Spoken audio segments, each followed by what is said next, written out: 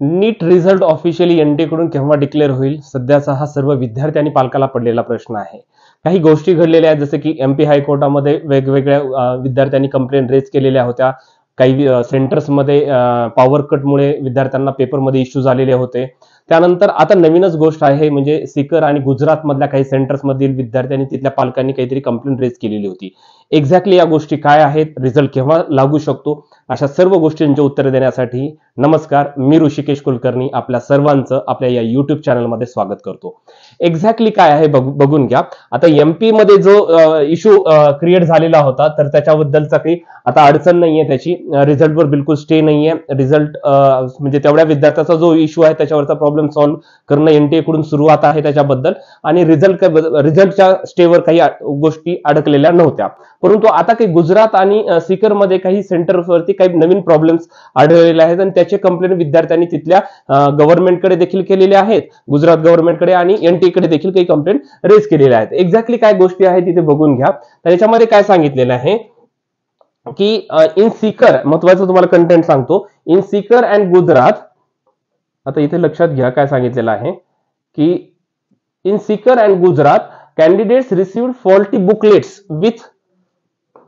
with paper core 47. In seeker found that pages of the question paper were not in order. त्याच्यावरचे जे question पेपरची order होती ती improper order होती. त्याच्यानंतर for example student who received Jamnagar candidates using Gujarati medium question paper 48 face the same issue. म्हणजे paper booklet 47 होतं, तर त्याचा सिक्वेन्स इनप्रॉपर होता.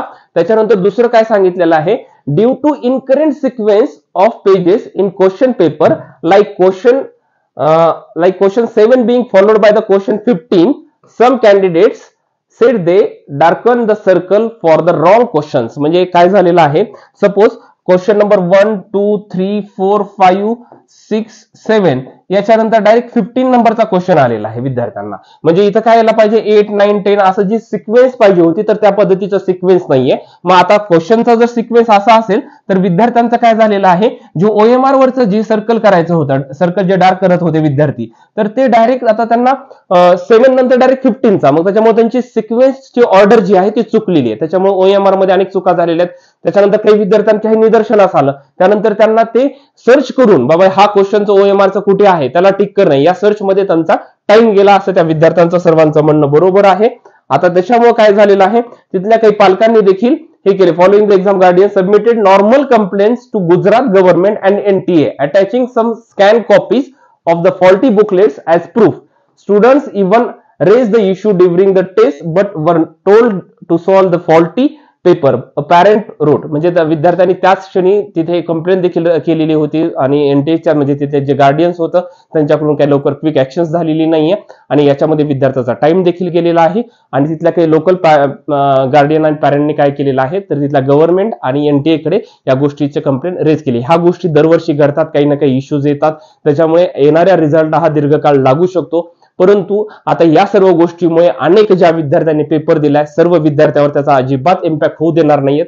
त्या साधारणतः रिझल्टची जी सध्याची जर डेट दिलेली आहे ते 14 जून आहे, आणि माझ्या माहितीप्रमाणे हा रिझल्ट हा 14 जूनलाच लागण्याची शक्यता आहे. बाकीचा जो आहे आता एमपीच्या 16 तारखेला डेट दिलेली आहे, तर तिथे काय होईल तर 14 जूनला सर्व विद्यार्थ्यांचा रिझल्ट लागेल. ज्या काही विद्यार्थ्यांचा पॉवर कटमुळे इश्यू झालेला होता त्या विद्यार्थ्यांना ग्रेस मार्क्स किंवा त्या विद्यार्थ्यांची सेपरेट डबल एक्झाम होण्याची शक्यता होऊ शकते. परंतु या बाकीच्या सर्व इश्यूमुळे रिझल्टवर काही परिणाम होणार नाही असं मला वाटतं.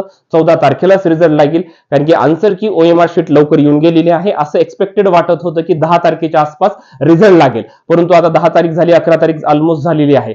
त्यामुळे रिझल्ट हा ऑफिशियल डेटला 99% लागण्याची शक्यता आहे. त्यामुळे विद्यार्थी आणि पालकांनी आता काही पॅनिक किंवा वेगवेगळ्या न्यूज अशा बघून तुम्ही काही पॅनिक मोडमध्ये अजिबात जाऊ नका. या गोष्टीमुळे अनेक सगळ्या विद्यार्थ्यांचं नुकसान अजिबात गव्हर्नमेंट होऊ देत नसतं, किंवा जरी कोर्टमध्ये दाखल जरी असेल पिटिशन तरी याच्याबद्दल सर्व विद्यार्थ्यांचा विचार केला जातो, ना की थोडक्या विद्यार्थ्यांचा विचार केला जाईल. त्यामुळे त्या विद्यार्थ्यांचं सोल्युशन नक्कीच एनटीए कडून करण्यात येईल, परंतु रिझल्टवर याचा इम्पॅक्ट ओव्हरऑल स्टुडंटवर अजिबात पडणार नाही विद्यार्थ्यांना. त्यामुळे रिझल्ट हा मोस्ट एक्सपेक्टेड 14 जूनलाच लागेल, याची सर्व आणि विद्यार्थी आणि पालकांनी दखल घेणं गरजेचं आहे. असेच महत्त्वाचे व्हिडिओज पाहण्यासाठी आपण आपल्या या YouTube चॅनलला सबस्क्राईब करायला विसरू नका. व्हायब्रंटचे काउन्सिलिंगसाठीचे ऍडमिशन सुरू झालेले आहे. जरी तुम्ही ऍडमिशन अजून घेतले नसतील, लवकरात लवकर घ्या. लातूर, बीड, बारामती, नांदेड, पुणे आणि संभाजीनगरमध्ये आपलं ऑफिस आहे. व्हिजिट करा, कॉल करा, तुमच्या शंकेचं निरसन करून घेण्याचा प्रयत्न करा मित्रांनो. Thank you so much.